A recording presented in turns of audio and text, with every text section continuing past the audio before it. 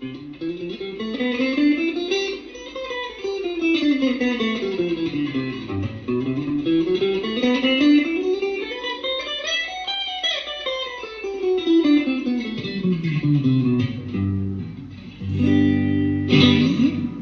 up, YouTube? My name is Chad, and I'm just some guy with a guitar. And today we're going to be talking about the major scale. And this is lesson number 2 in our series, Practical Music Theory for the Guitar Player. So last week we talked about what are whole steps and half steps, and how can we use them to find different notes on the fretboard. And today we're going to be building on that by talking about another function of whole steps and half steps, and that is how can they help us to build a major scale. See, the good news about the major scale, which sounds very pretty, very lovely together, is that it is simply just built up of a series of whole steps and half steps. And so if we know how to find whole steps and half steps, and we know how to find what notes those will lead us to, we can then find not only one major scale, but any major scale. And so the good news is that whole steps and half steps make up a major scale in the exact same pattern every single time. We have whole step, half step, whole step, whole step, whole step, half step. So the pattern is always the same for any major scale. We have whole, whole, half, whole, whole, whole, half. And so what we do is we apply those to the spaces between, or the intervals in any given scale. So let's look at an example. Let's look at the C major scale. It's that first one I played in that example.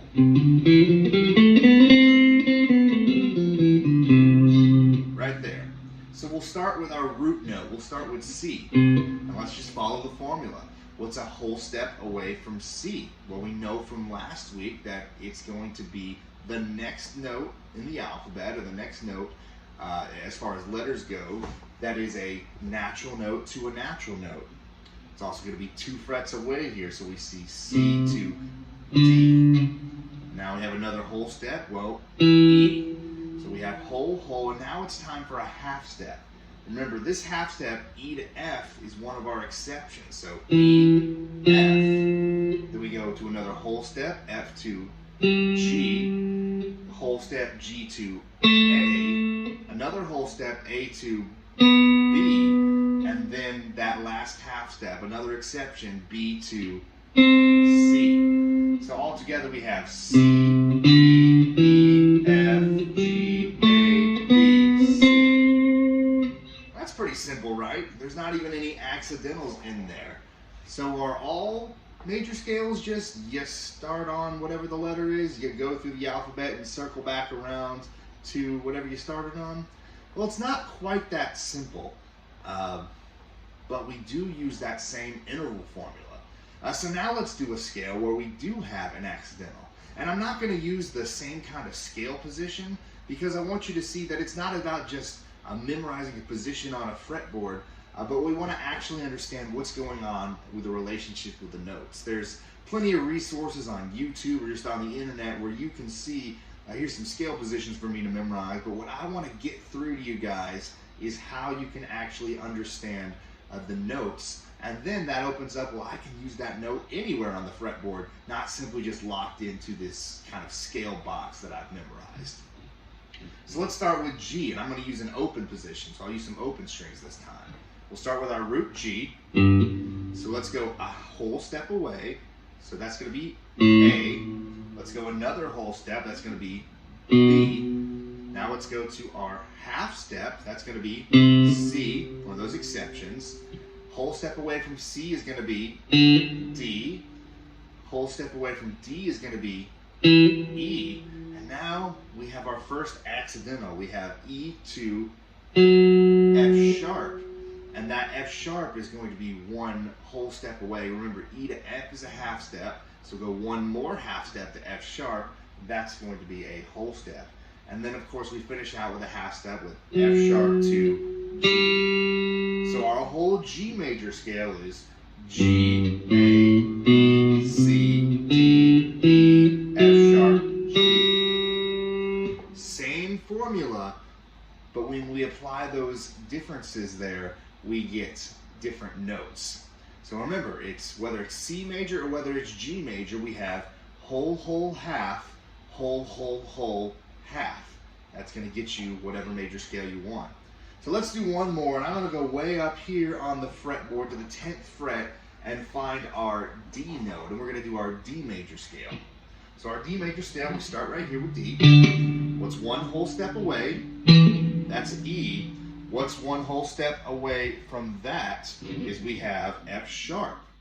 So that's the exception there, where it's you have that that natural to an accidental, but it's actually a whole step. So we have D, E, F sharp, and then we go one half step, G, whole step, A, whole step, B, whole step, C sharp, there's that other exception there, and then our half step to D. So D, E, F sharp, G, A, B, C sharp, E. So there you go. There you have your major scale. So what can you do with your major scale? Because you now know how to build any major scale because you can find any note from the last lesson, and now you can build a major scale off of it using that pattern, whole, whole, half, whole, whole, whole, half. And now even before we learn how it plays with chords, what chords you can play over it, we can already start creating some melodies with these major scales. So let's go back up here to that C major scale. And let's see what kind of melody could we create just with these notes together that we know play nice and sound pretty. So we could go something like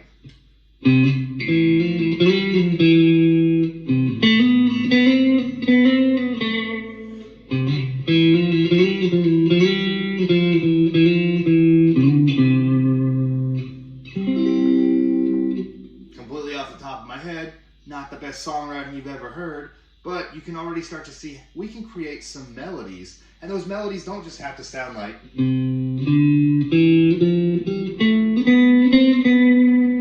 we can actually do some interesting and cool things. We can put we could even do some bends in there. So all kinds of things. You have creative freedom to take these notes and know that if I play them together, they are going to sound good. And so far in this series, we understand what whole steps and half steps are, and now how to apply them together to build major scales. And with major scales, you can start to create some beautiful, beautiful melodies. And as we go forward, we're going to understand, okay, what chords can we build off of these major scales? What chords go well together, and what scale melodies go well with those chords? That's all coming up, but that's all I have for you today. My name is Chad, and I'm just some guy who plays guitar.